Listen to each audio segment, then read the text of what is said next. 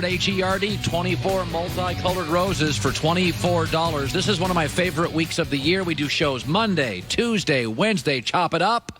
Then we all leave for a weekend, and there's a bunch of football. I'm off Thursday, Friday, but the next 3 days, we are packed. Trent Dilfer next hour, Michael Vick on the show, Chris Broussard. Sam Farmers, one of the longest-running NFL writers, will join me in about 30 minutes. The Chiefs and the Rams tonight will be the NFL Game of the Year here in Los Angeles, moved, of course, from Mexico City. He'll give you the very latest on the Rams and the Chiefs. I like the Chiefs tonight in Los Angeles in what's going to be a complete fireworks show. We've had so many good games. Joy Taylor, of course, joining me.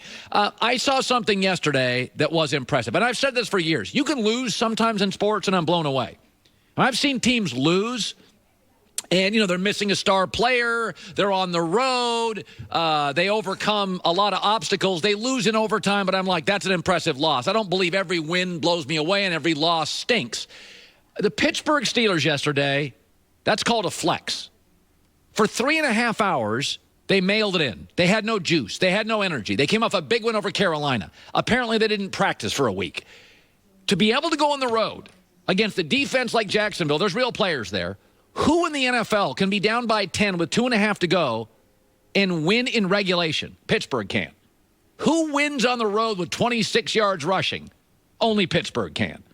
Whose quarterback can throw 3 touchdowns on the road and have 20 incompletions and win? Ben Roethlisberger. For 3.5 hours of the 3 hours and 40 minutes, there was nothing there for Pittsburgh. They were 3 for 11 on third down, 0 for 2 on fourth down. They had no juice. That was a flex. I've seen New England not show up on the road and get crushed by Tennessee. I've seen the Chargers at home yesterday not be ready to play and get beat by Denver. I've watched teams all year, good teams in the NFL. I saw Minnesota at home not show up against Buffalo and get routed. Pittsburgh did not show up for all but the last 6 minutes and won the game on the road. I sat there and watched that game yesterday, and I thought, the NFL's become the Saints and the Steelers at the top, and then whoever wins Chiefs, Rams tonight, and that's my 3. I picked the Steelers to win the Super Bowl before the season. I thought they looked awful for the first 5 weeks.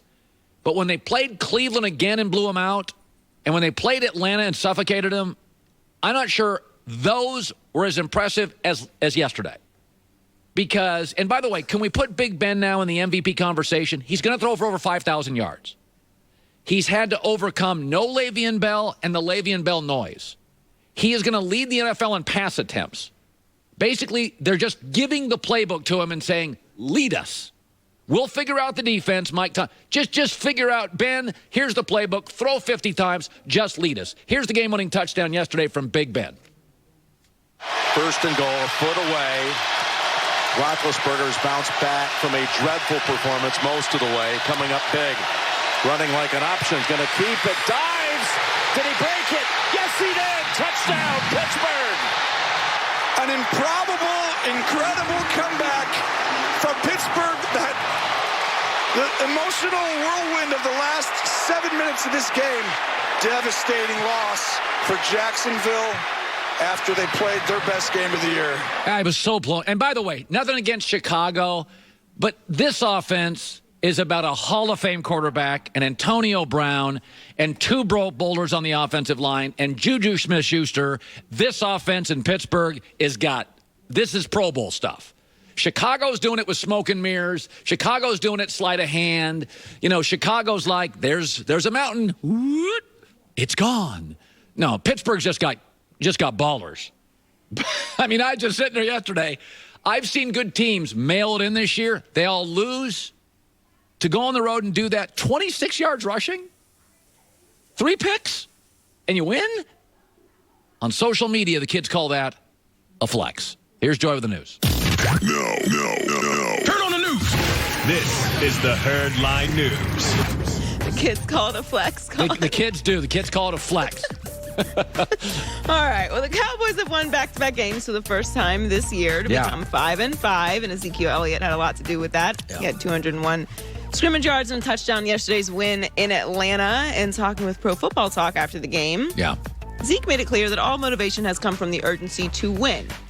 that's where the motivation is coming from. He was asked about Troy Aikman suggesting it was time for a complete overhaul of the organization, and Zeke said, I'm not even 100% sure what he said. The guys don't really know either. No disrespect to Troy, but that's not why we're winning. That's fair. Yeah, like Troy said a bunch of stuff. Troy said a little dysfunctional. I agree with that. Troy said they need an overhaul. I didn't agree with that. Troy said, I think it's their division now. I didn't agree, but it looks like it is. You know, it's funny about Dallas, and we're going to talk about this later. You know, I've said I think it's an average coach football team and an average quarterback football team. But I think the thing that's been overlooked for 2 years, Joy, on this, their front seven defensively, let's give the Cowboys credit. They have hit some home runs in the draft. That Van Der Esch kid, that linebacker, is a...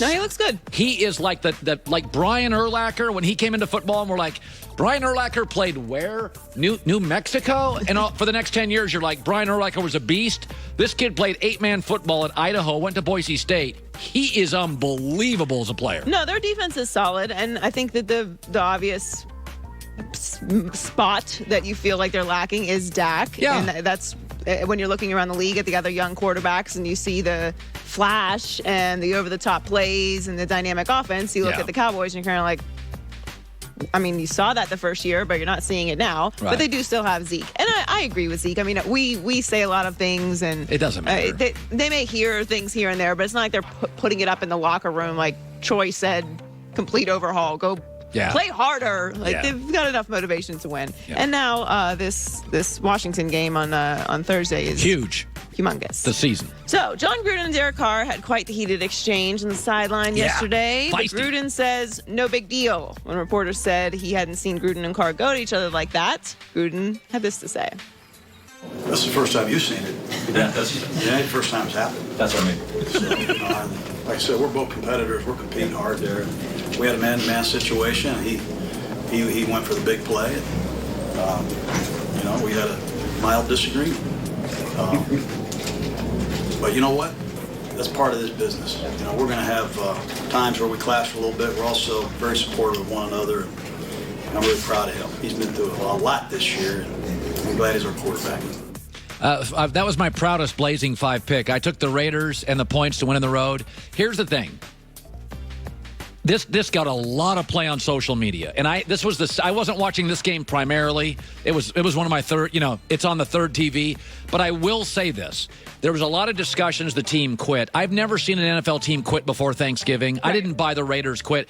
They actually have some decent offensive pieces. I like some of their offensive stuff. They got a ton of cap space.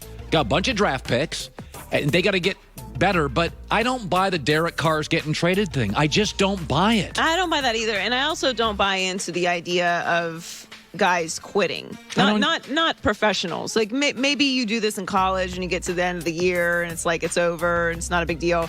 Everything that you put on tape is a tryout for the next team. It's your income. Exactly. So this idea that you're just quitting, now mentally you may know that this game that you're playing in, the outcome doesn't matter towards the end of the season. Right. But you as an individual, you still have to play hard. This is your job. Yeah. And you know that because next year coming around, you may not be on this team anymore, and other teams are going to look at the last bit of tape that you left on the field. That's right. So it's not this idea that the guys are just quitting. Mentally, you know that you may not be heading to the playoffs, but there's levels to that. And I don't even think that exchange was that insane. It's no big deal. Every time we clip off something on the sideline and highlight it, there's a lot of emotions. They're trying to win a game, and it's Gruden. By the way, it would be a big deal to me if it was somebody who never showed emotion like this. Here's the other thing. Des Bryant would do this for 30 minutes. For a coach and a quarterback to have a 30-second shouting match, it's barely even 30 seconds. Who gives? It's two people. It's when Des was on the sideline screaming and yelling, and the coaches had to go back. That's disruptive. Coaches and quarterbacks bark at each other. This is the way it works. It's the way it's always worked. It's kind of funny watching the guys in the background stare